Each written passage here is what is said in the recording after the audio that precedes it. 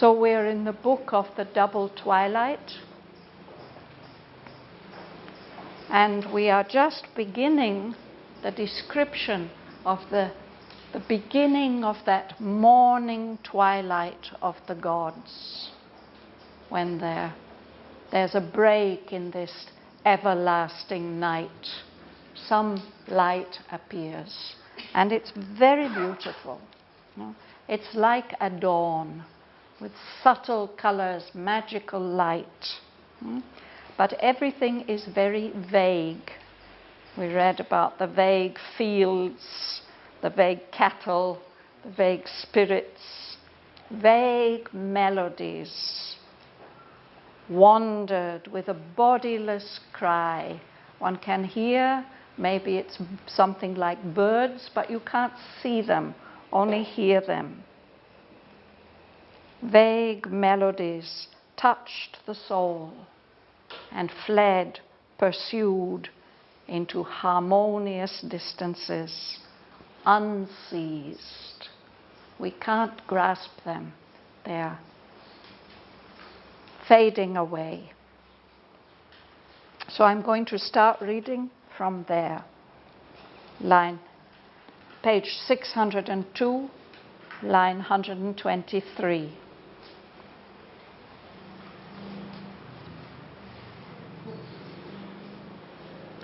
Forms, subtly elusive, and half-luminous powers, wishing no goal for their unearthly course, strayed happily through vague ideal lands, or floated without footing, or their walk left steps of reverie on sweet memory's ground,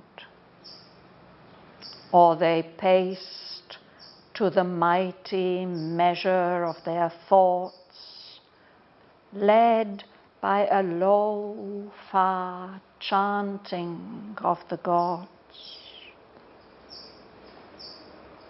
A ripple of gleaming wings crossed the far sky. Birds, like pale-bosomed imaginations, flew with low, disturbing voices of desire, and half-heard lowings drew the listening ear, as if the sun god's brilliant kine were there, hidden in mist and passing towards the sun. These fugitive beings, these elusive shapes, were all that claimed the eye and met the soul, the natural inhabitants of that world. But nothing there was fixed or stayed for long. No mortal feet could rest upon that soil. No breath of life lingered embodied there. In that fine chaos, joy fled dancing past, and beauty evaded settled line and form, and hid its sense in mysteries of hue. Yet gladness ever repeated the same notes, and gave the sense of an enduring world.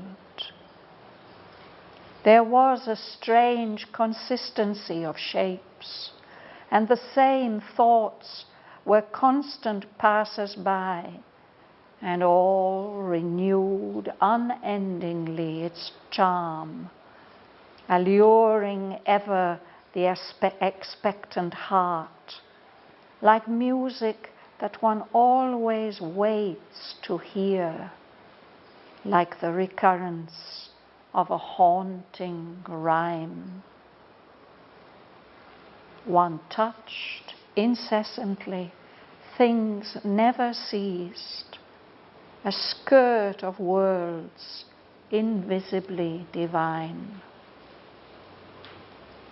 As if a trail of disappearing stars, there showered upon the floating atmosphere colors and lights and evanescent gleams that called to follow into a magic heaven. And in each cry that fainted on the ear, there was the voice of an unrealized bliss.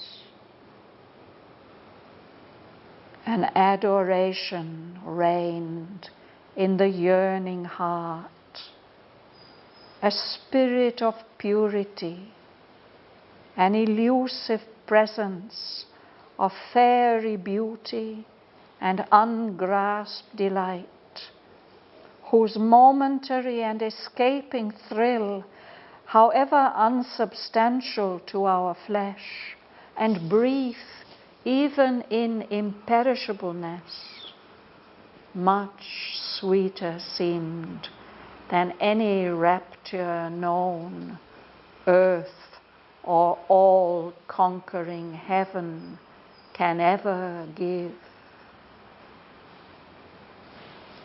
Heaven ever young, and earth too firm and old, delay the heart by immobility. Their raptures of creation last too long. Their bold formations are too absolute, carved by an anguish of divine endeavor. They stand up, sculptured on the eternal hills, or quarried from the living rocks of God, win immortality by perfect form. They are too intimate with eternal things, vessels of infinite significances. They are too clear, too great, too meaningful. No mist or shadow soothes the vanquished sight. No soft penumbra of incertitude. These only touched a golden hem of bliss, the gleaming shoulder of some godlike hope, the flying feet of exquisite desires.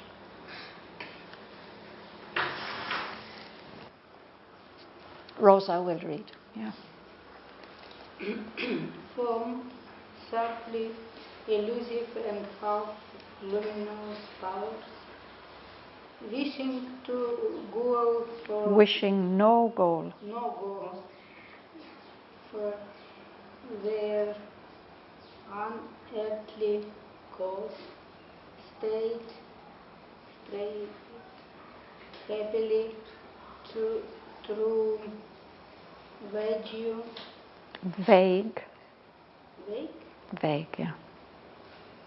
Vague ideal lands, or floated without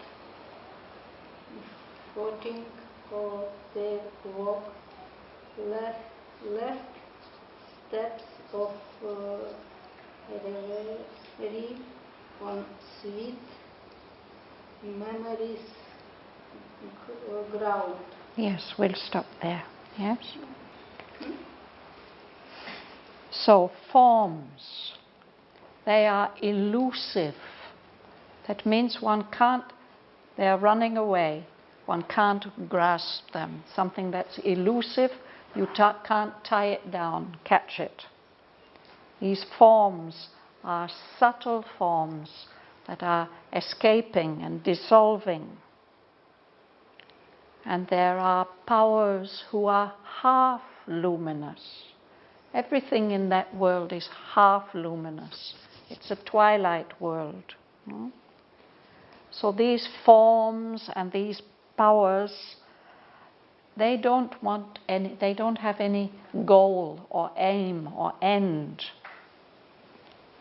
They are just straying on their unearthly course.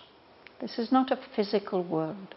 This is a subtle world, the world of the ideal. So they are straying happily through vague, ideal lands. This word vague comes so many times. Does everybody know what it means? Something that's unclear. Yes. Vague, yes. It can be something, a form that's vague. We don't see it clearly. We see it as if through a mist. Or sometimes it can be a thought. A vague thought comes. We can't exactly define what it is. So they are straying happily. Sometimes they seem to float without footing. They are not touching the ground.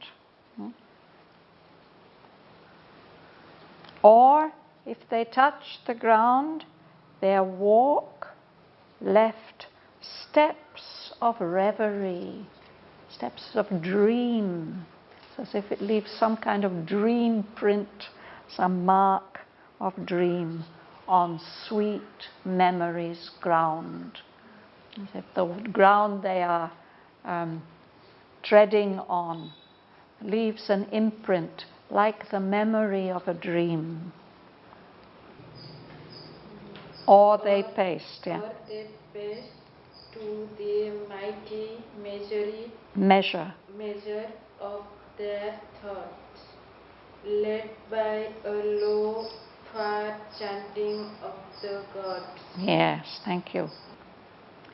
Or they may be great, noble forms and shapes who are pacing, walking slowly. This is what Sri Aurobindo used to do in his room.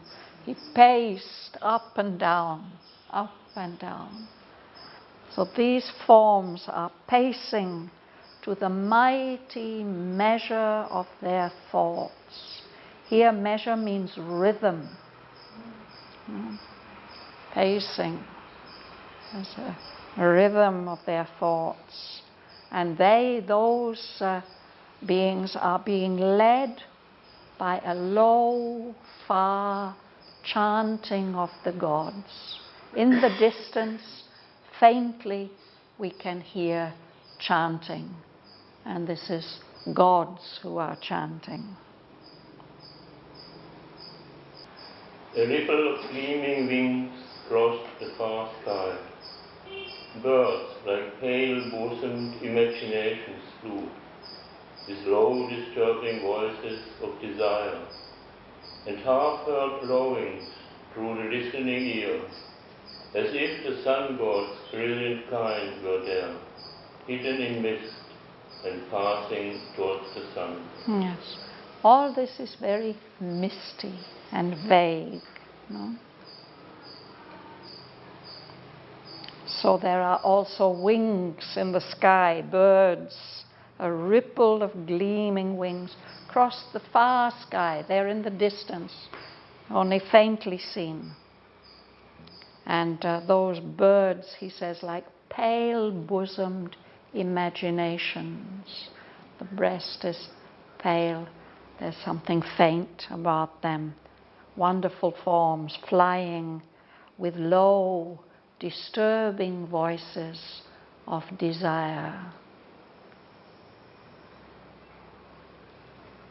Of course, the birds fly and there's a sound, they cry.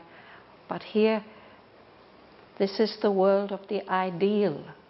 So these are all forms, attractive forms that are on a high level that we haven't grasped yet. So there's something attractive and alluring about them. And half-heard lowings. This is the sound that cows make.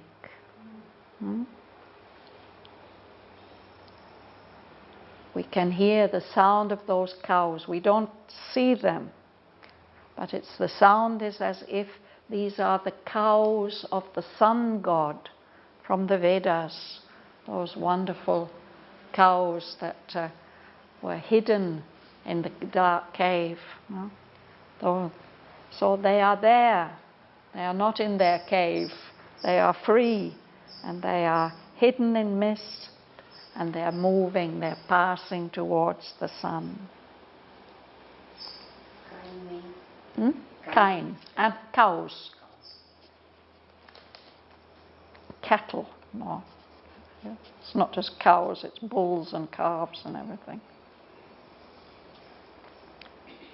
You'll read, Bhavana?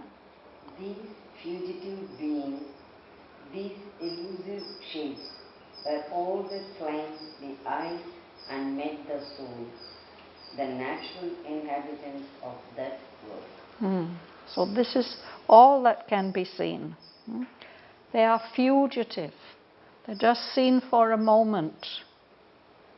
They're elusive shapes. One can't quite catch what is the shape. It's not clear. These things are all that claimed the eye. This is all that can be seen. And this is all that meets the soul. The soul also only receives these vague impressions. And these are the forms and of the natural inhabitants of that world, that ideal world.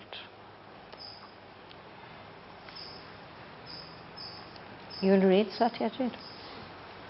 That nothing there was fixed or stayed for long. No mortal feet could rest upon that soil. No breath of life lingered embodied there. Yes, so this is the characteristic of that world. There's no fixed forms.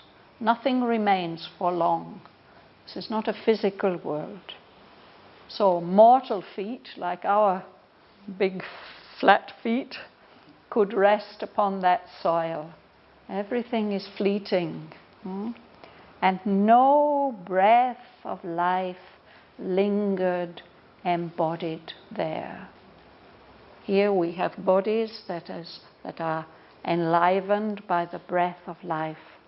There's nothing like that. There may be a breath of life, but it doesn't stay for long. It's not embodied. Ganga Lakshmi. In that fine chaos, joy fled dancing past, and beauty evaded settled line and form, and hid its sense in mysteries of hue. You can read the next two lines, please. Its gladness ever repeated the same notes, and gave the sense of an enduring world.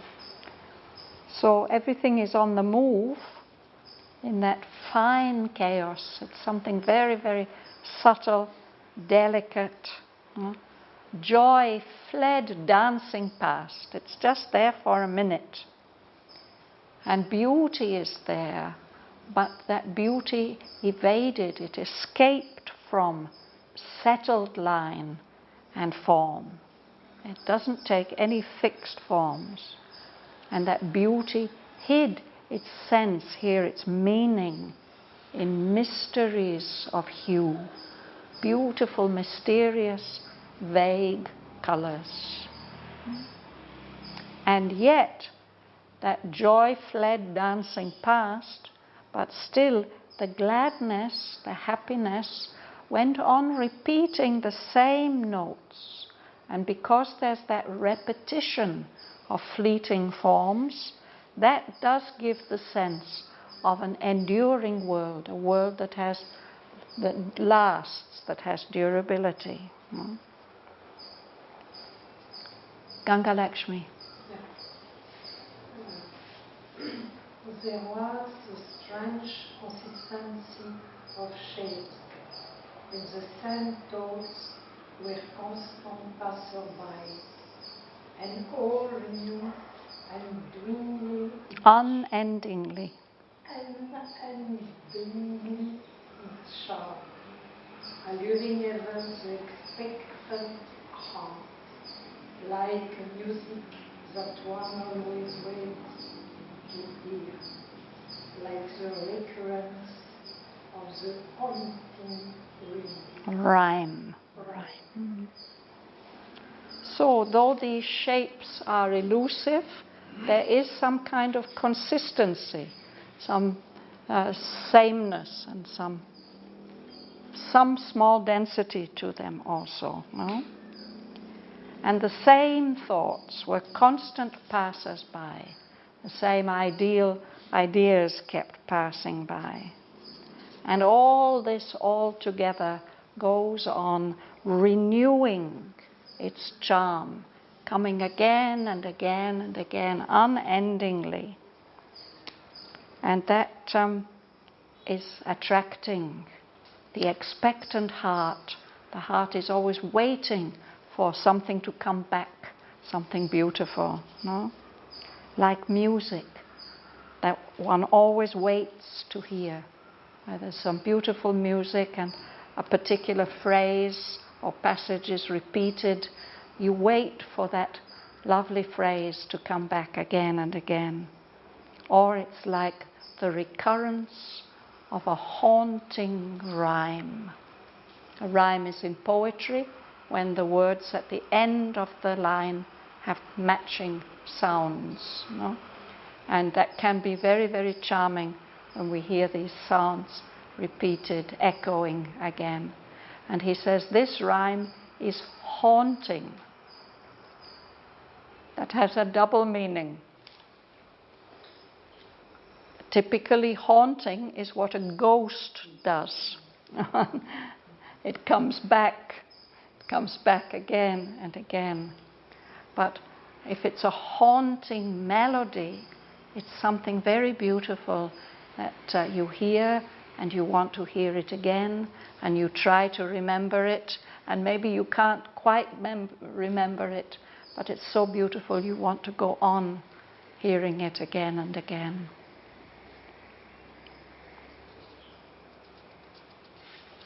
Helmut. One touch incessantly, things never cease. A skirt of worlds invisibly divine. So, one touched incessantly, again and again, unendingly. Things, you just touch them, but you can't grasp them and hold on to them. And this seems to be the skirt of worlds, invisibly divine. Just touching the hem, the edge, the passing edge of something, of a world that's there, a beautiful divine world that you can't see. You might just feel the hem passing, brushing against you. Sergei? As if a trail of disappearing stars, they are showering upon the floating atmosphere, colors and lights, and evanescent gleams that call to follow into a magic heaven. And in each cry that faint on the air, there was the voice of an unrealized bliss. Yes. So also in the sky, they're showering down on this floating, inconstant atmosphere. Showers of colors and lights, gleams that shine just for a moment and disappear again. Evanescent. It means something that comes and vanishes almost immediately. And those things also are very attracting, no? When these showers of lights and gleams come, you want to follow them. That call to follow into a magic heaven. It's like a promise, a call. No? And similarly with the sounds. Each cry that fainted on the ear. You just hear it and then it fades away. But each of those cries is like a call, an invitation to an unrealized bliss. It gives you a hint or a promise of some bliss, some wonderful delight, but that's never realized. It's just hinted at. Joel. An adoration reigns in the yearning heart, a spirit of purity, an elusive presence of fairy beauty and ungrasped delight, whose momentary and escaping thrill, however unsubstantial to our flesh, and brief even in imperishableness, much sweeter seemed than any rapture known, earth or all-conquering heaven can ever give. Yes. So there the heart feels adoration and yearning.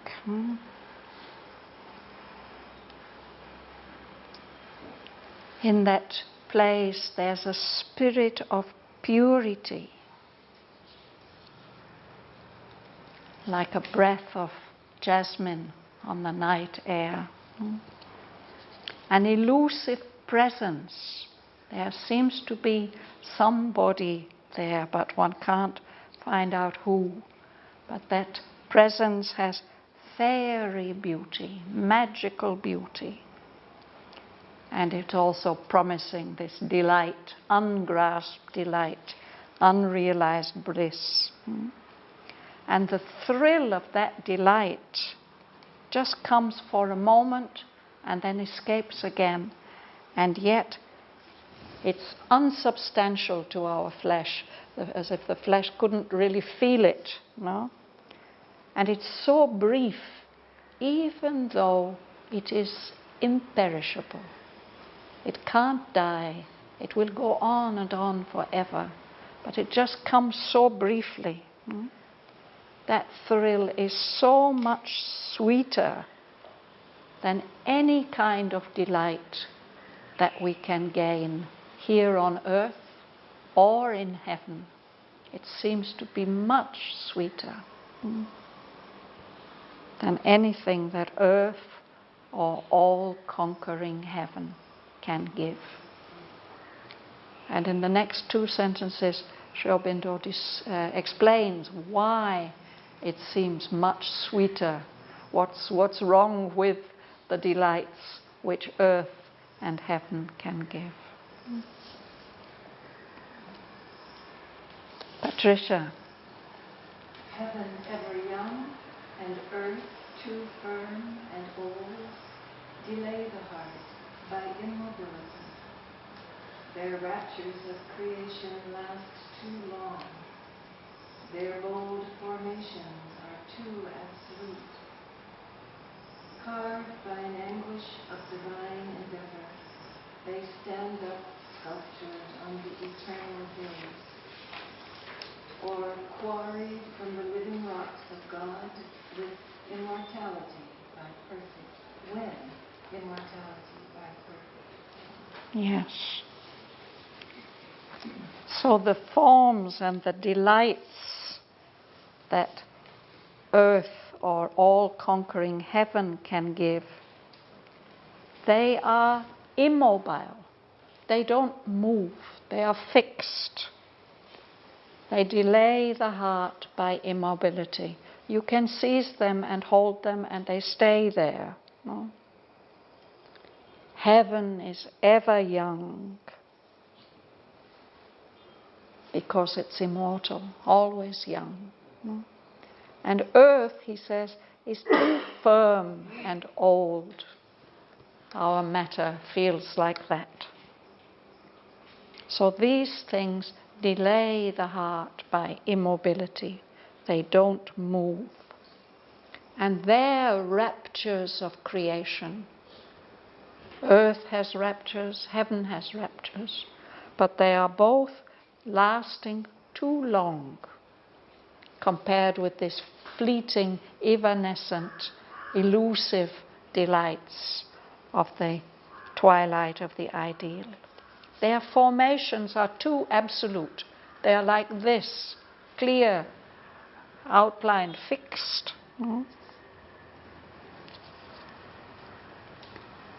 They have been carved by an anguish of divine endeavor. Enormous amounts of painful effort have gone into creating these absolute formations. So on earth, they stand up sculptured on the eternal hills, the unchanging mountains, and in heaven they are quarried from the living rocks of God. Quarried means cut out from. We need stone for a statue or for a building. We will have to cut it out of the living rock. So those kinds of rapture win immortality by their perfect form. They are too intimate with eternal things, vessels of infinite significance. They are too clear, too great, too meaningful. No mist or shadow soothes the vanquished sight. No soft penumbra of uncertainty. So that's what makes these things so attractive. No? The other things are too intimate with eternal things. They're too long-lasting. They are vessels. They contain infinite significances. They are clear. They are great. They're full of clear meanings. So there's no mist or shadow to give mystery to, he says, to soothe the vanquished sight. You just see them. They're uncompromising. There are no soft edges to comfort your eyes, to make it some beautiful, soft, comfortable feeling. No mist or shadow soothes the vanquished sight. Vanquished means conquered, overcome. There's no soft penumbra of incertitude. Penumbra means twilight, of uncertainty, of vagueness.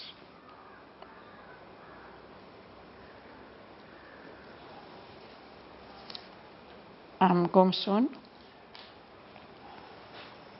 These all touch the golden hem of the lace, the gleaming shoulder of the sun, godlike hope, the flying feet of exquisite desires. So he says these raptures, the raptures of this world of twilight, the twilight of the ideal, these just touch a golden hem of bliss. Just touching for a moment.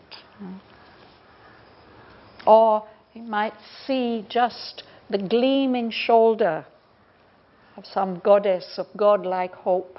She passes for a moment. Or they're like feet running rapidly away. The flying feet of exquisite desires.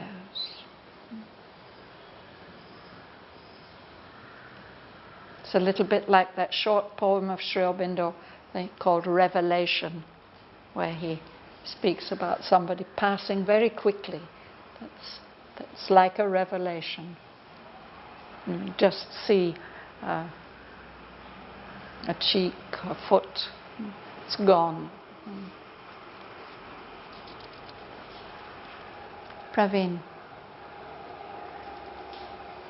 On a slow trembling brink between night and day, they shone like visitants from the morning star, satisfied beginnings of perfection. first tremulous imaginings of a heavenly world. They mingle in a passion for pursuit, thrilled with a spray of joy, too slight to tire. Yes. So again, this is this dawn atmosphere, the slow, trembling brink, the edge, the verge between night and day. These raptures, these various different forms of delight, they shine like visitants, people visiting from the morning star. The morning star is the first star that comes up before the sun rises. No? It's always a sort of promise. So he says they represent satisfied beginnings of perfection. It's just a beginning, and yet in a way it seems complete. First, tremulous imaginings of a heavenly world. Those ideals give us perhaps a first glimpse of divine possibilities. And he uses this word trembling and tremulous. There's a quiver to it. It's not sure, it's not certain, it's something shy and hesitant.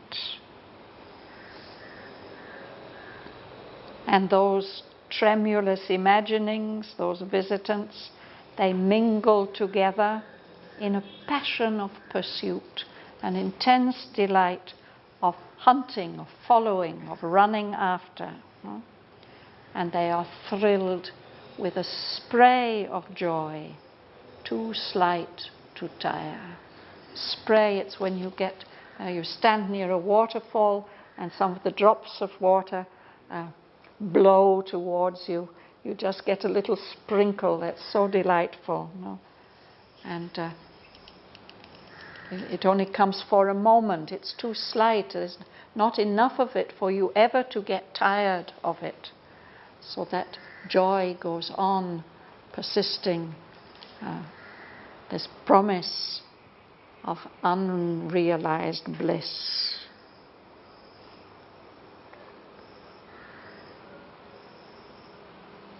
Ton, would you read? All in this world was shadowed for, not limits, like faces leaping on a fan of fire, or shapes of wonder in a tinted blur, like fugitive landscapes painting silver mists. So again, he's trying to give us an idea of how delicate and fine and subtle and vague this world is. No?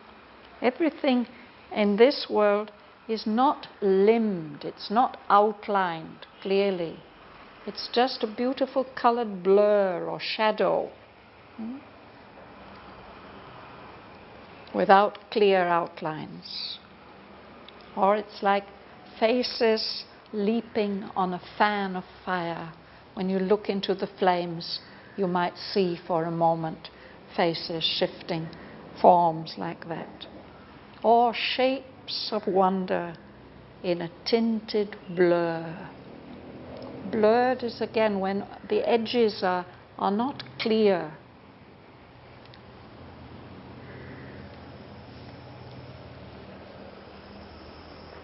It's tinted, lovely colors. So it's like fugitive landscapes painting silver mists. I think some Far Eastern watercolor paintings might be like this, where the paint is put on very liquid, it blurs as it sinks into the paper, and just suggestions of landscapes are given in these silver mists. Mila? Here vision fled back from the sight alarm, and sound sought refuge from the ear's surprise, and all experience was a hasty joy. Hasty joy. Yeah. In haste, it hurries past. No? Yeah. So it's as if the thing that you're wanting to see runs away, fleds back from the sight. It doesn't allow you to catch it with your sight. It's alarmed, it's afraid, it's shy. Somebody running away. Don't catch me. And similarly, sound. The sounds sought refuge. They just surprise the ear and then they run away. They don't want to be caught. No. And all experience was a hasty joy. You have to catch it quickly because it'll be gone. Hasty means doing things in a hurry. Parry. You can read? You haven't got the place. Babel. The joys here snatched were half forbidden things. Deborah's soul rivals the decayedly wailed, as when the goddess bosom dimly moves, the first desire, and her white soul transfigured, the glimmering Eden crossed by fairy dreams, tremblous to expectation's fiery wand. But nothing is familiar yet with this. I'm just amazed, by Sri Aurobindo's poetry here, how to say anything about it. No. These hasty joys, that you snatch, that you manage to catch hold of, they're half forbidden things. You have the feeling that, you have to enjoy them quickly, but maybe you shouldn't. No. Timorous. Timorous again means shy, hesitant, fearful. Soul bridals, a marriage of souls, delicately veiled.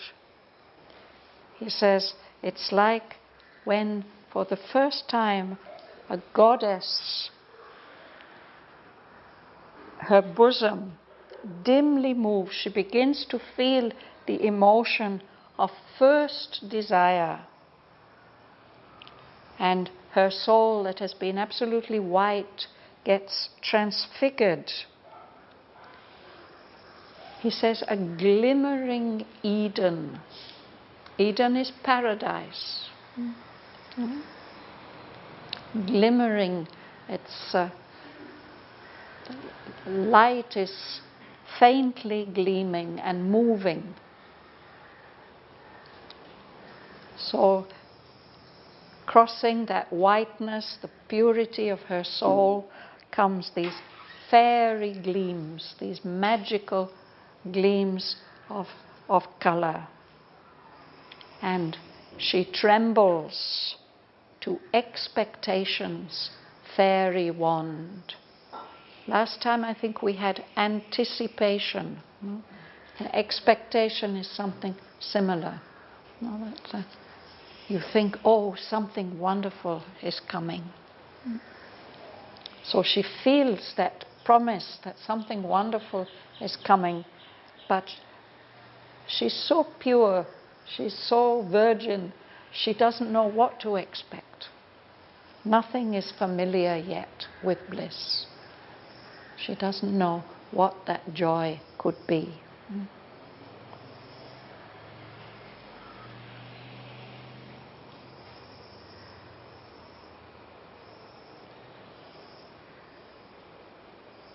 You'll read?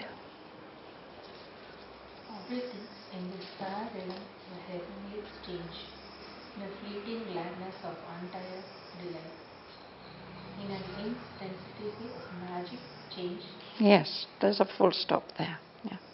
All things, everything in this beautiful realm are heavenly and strange. And they are experienced in this fleeting gladness, the gladness that comes, touches, and is gone, but it's untired delight, precisely because it only touches and then it's gone and then something else comes. So what is happening is an insistency, again and again and again, this insistency on the magic of change. Chandra. Fast vanishing hedge, hurrying hints Hurrying. Hints of Fields. Mid swift escaping land that fell her feet. Journeyed she Wished. no end, as one thou clouds. Travels upon a mountain ribbed and hairs, arising to him out of hidden depths. Sound of invisible streams, she walked besieged by the illusion of a mystic spell. A charm of bodiless touches felt and heard. A sweetness as of voice, head and head dim, calling like travelers upon seeking winds, melodiously with an alluring cry. Thank you. So this is Savitri's experience. Past vanishing hedges. It's as if she's moving through landscapes and the landscapes are moving. Hurrying hints of fields. Mid swift escaping lanes that fled her feet, as if she's walking through these narrow ways, but they are running away from her. Journeying, she wished no end. She'd like to go on and on like that forever. And it's like, Sri Aurobindo says, it's like traveling in the mountains, through the clouds, traveling on a mountain ridge. And so you hear things, sounds coming up from below, ears arising to him out of hidden depths, sound of invisible streams. Can hear the streams but not see them. So Savitri is walking like that, besieged, as if all around she's receiving the impressions of the illusion of a mystic space that is only coming to her through the sense of hearing. And she feels this charm of bodiless touches felt, and she hears the sweetness as of voices high and dim, maybe again the voices of birds, or maybe the voices of apsaras or kinnaras or something like that. Heard a sweetness as of voices high and dim, calling like beings who are traveling on the winds. And the winds are also seeking for something. No? And those voices are so melodious, musical, with an alluring cry.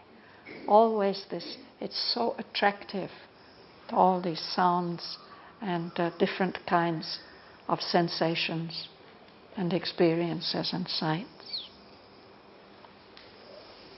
Lure and allure are the same or different? Sorry? Lure and allure are They're very closely connected, yes. Something that's alluring lures you. Yeah.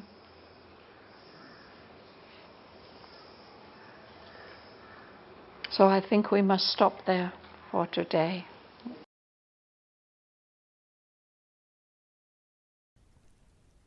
Forms subtly elusive and half-luminous powers, wishing no goal for their unearthly course, strayed happily through vague ideal lands, or floated without footing, or their walk left steps of reverie on sweet memory's ground, or they paced to the mighty measure of their thoughts, led by a low, far chanting of the gods. A ripple of gleaming wings crossed the far sky.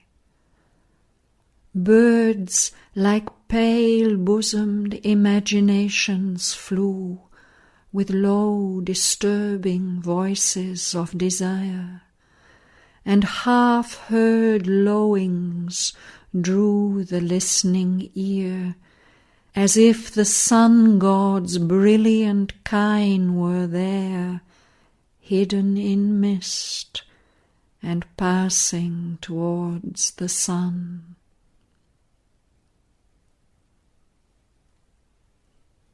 These fugitive beings, these elusive shapes, were all that claimed the eye and met the soul, the natural inhabitants of that world.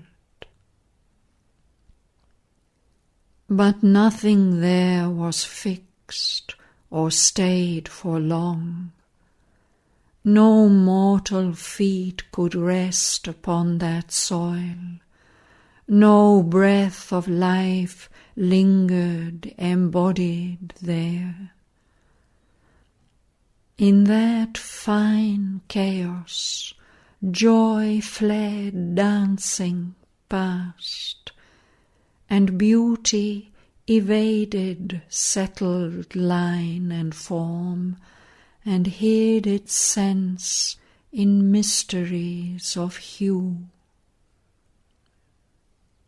Yet gladness ever repeated the same notes, and gave the sense of an enduring world.